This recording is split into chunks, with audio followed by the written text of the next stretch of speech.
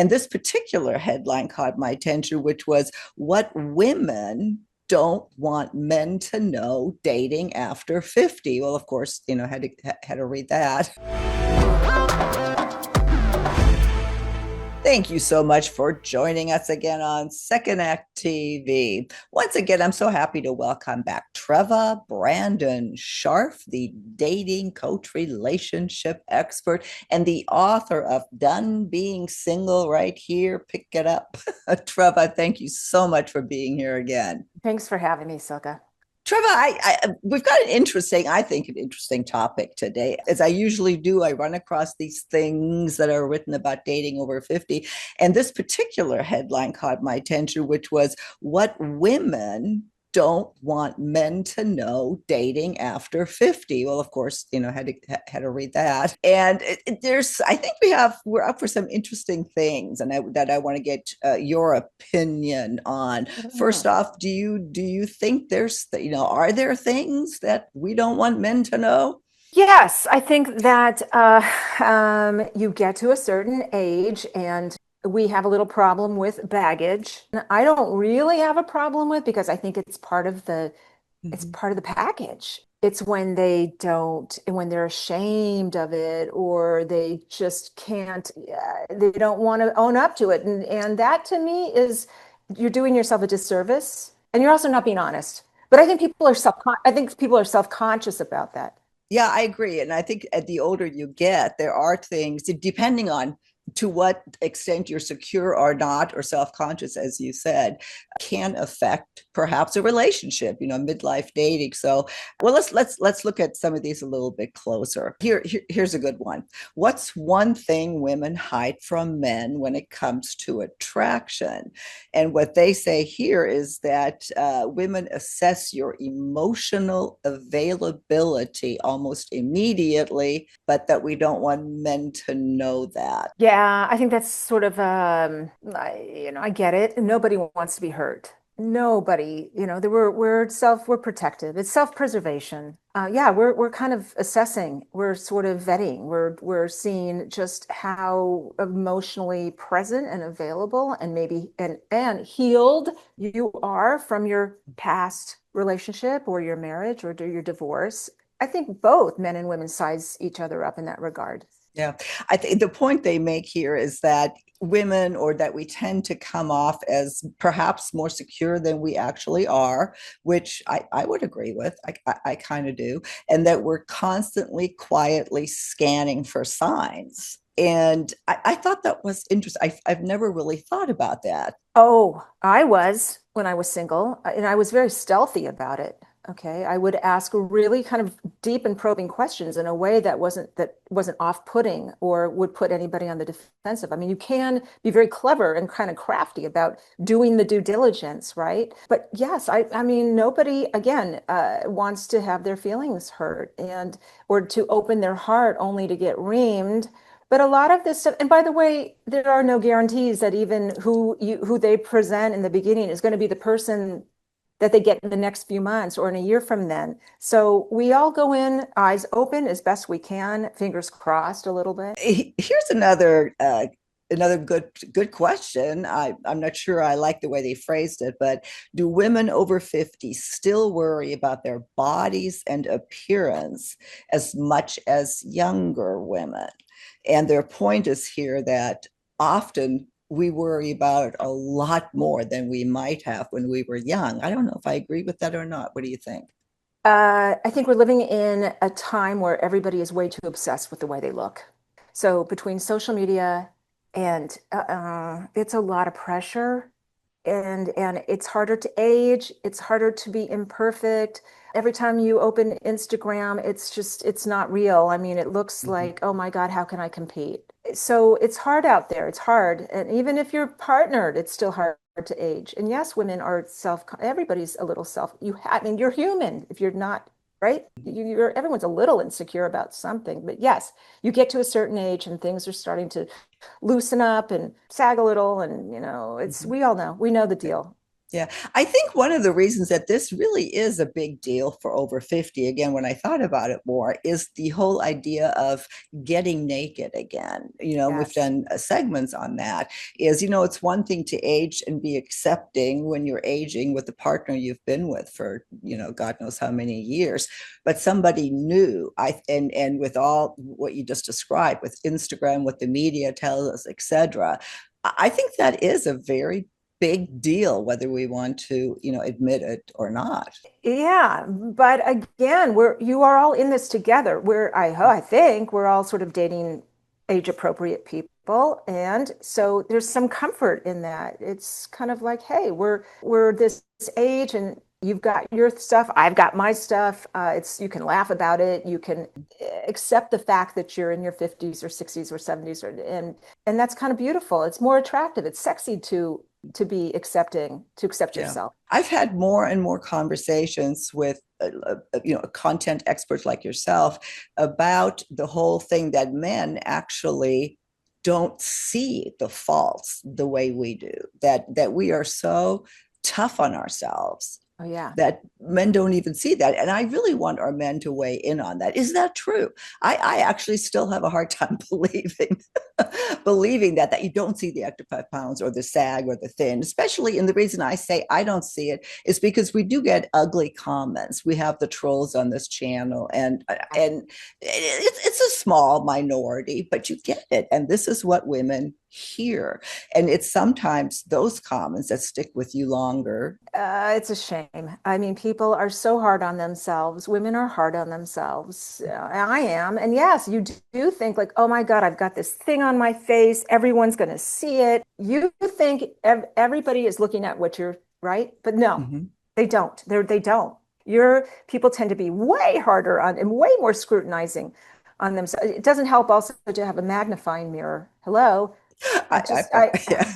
okay, right? You're looking in that magnifying mirror because I can't see shit. And then I'm looking in the magnifying mirror, I'm thinking, oh my God, if I can see this, right? Everyone can see this. Yeah. So the point is that, yeah, we do worry about that. And we don't want men to know we're insecure about that. We're not going to, and we certainly shouldn't say that, because if we do, that's actually very annoying to men. So anyway, enough about that point.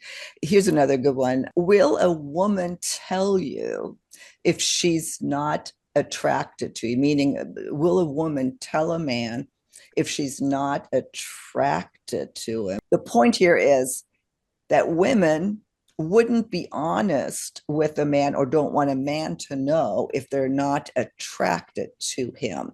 But instead of addressing it directly, maybe not in those words, that they tend to ghost more. Yeah, yes, people ghost, and shame on them. Not necessary. You really, no, you don't have to ghost. What you can say, regardless if, just say, this is just, you're a great guy or girl. I don't think we're a match, but you're awesome, and I wish you all the best.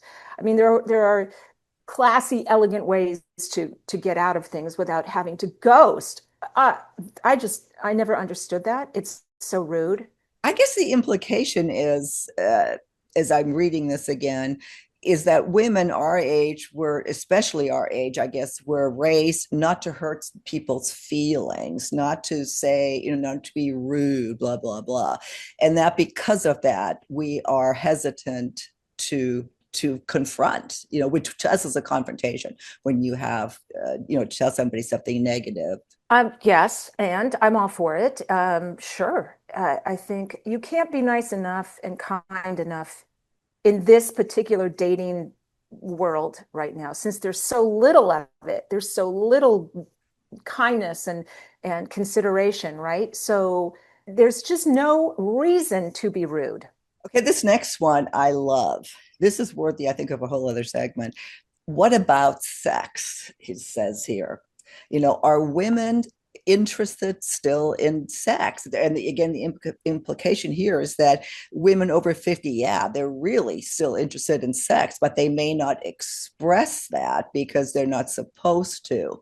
And I think this whole question needs to be a little differently because, and again, we're talking about dating now. We're not talking about a long-term relationship where maybe Right. the two of you have gotten tired of each other.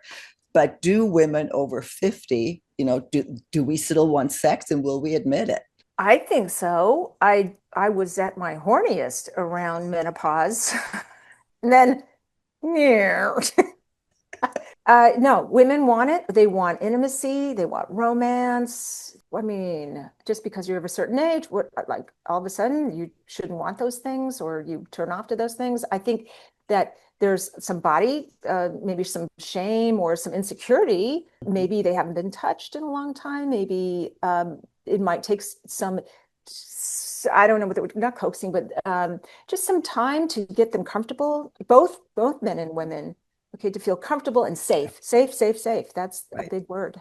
My opinion on this, and I've expressed it, and it's not a popular one, is that women, or what men don't know, what they don't want to hear, depending on where you are in this, is that it's not that a woman necessarily is not interested in sex anymore in your long-term relationship. It's that she's not interested in having sex with you because so many things have happened. I don't know whose fault it is, doesn't matter, but that's more apt to be the thing. And then once you're again, and we're talking about dating now, I think I can safely or assuredly say that yeah, women over 50 definitely are interested in sex. They Oh, may not express it or maybe feel bad having that, but yeah, they absolutely do. oh, absolutely. I'm not a sex expert, but here's what I can tell you that people just want some humanity, they just want to be held. And if it's not sex, maybe just to be held and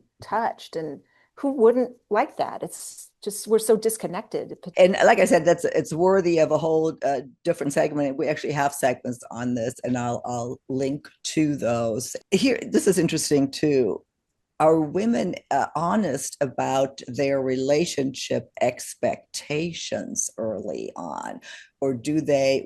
Again, the implication here is that women over 50, when we're out looking, we kind of hide the fact that we really do want a serious relationship. I know this doesn't, it's generally speaking, but that even those that do, that tend to hide it because they don't want to scare a man off.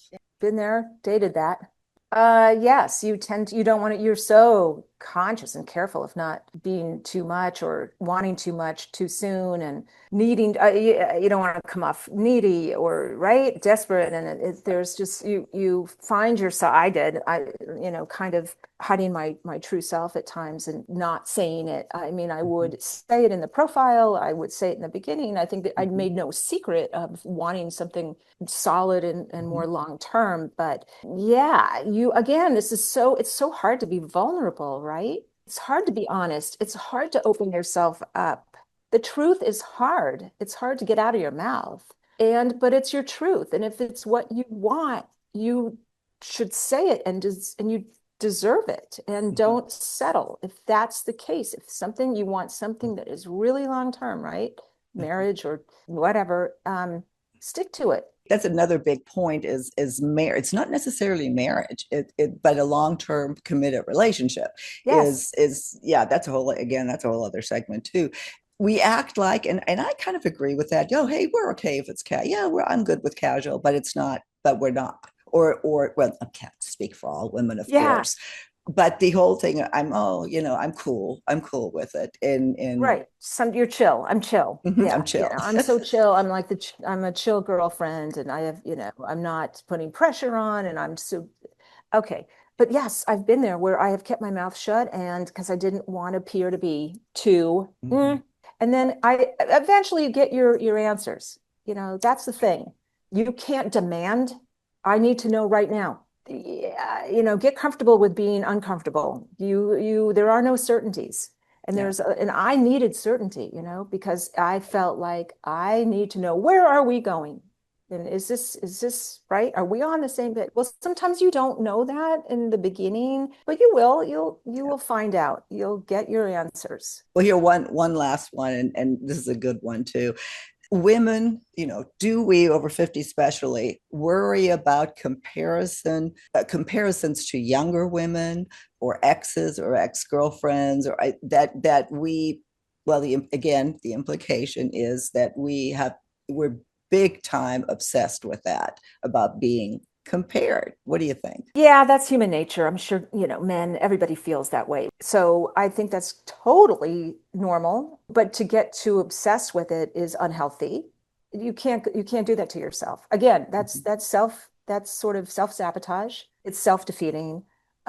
Comparing gets you nowhere. It makes you either really vain or really bitter, and it's not a good Yeah. place to be in. I can honestly say I've never done the comparison with younger. I've never had an issue with that. If you want a younger woman, go get a younger woman. You can't do anything. We can't do anything about our age. If somebody doesn't want us because we're older, then go, please.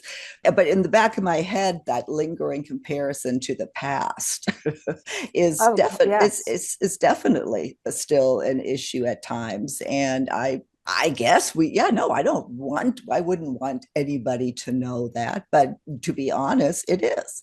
We all do it. It's not, there's no shame. So everybody's going to ask questions. So tell me about, who you've dated, and they'll see pictures and they'll go into, right. They'll go, oh my God, how can I compete with this? One big tip to men: if you're dating a woman early on and she asks you about, oh, well, so tell me about your ex-wife, or tell me about your girlfriends. Oh, I really want to know. You can tell me.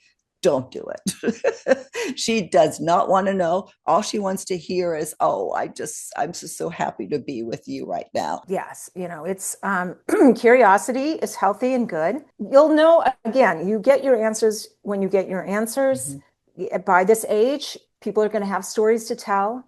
They're going to have battle wounds. They're going to have scar tissue. It's all good. It's eventually you're going to want to know, and you're going to probably know anyway, but let that kind of roll out naturally. But yes, I do agree with you. I mean, all of this stuff we're talking about is universal. I think the bottom line of everything is it's self-preservation. People want to be protective, they want to protect their heart. Well, and the level of security, how insecure are we? I fully admit that, but unfortunately, that is, to your point, universally, we deal with, and we're going to continue to deal with on one level or another. Treva, thank you as always. I will link to all of your information, and if you do need more help, if you would like to coach with Treva directly, she's wonderful, and all of our contact information is below in the show notes, as well as the link to right here to the book. You can pick up the book. It's a fun read, and it does provide you with a lot of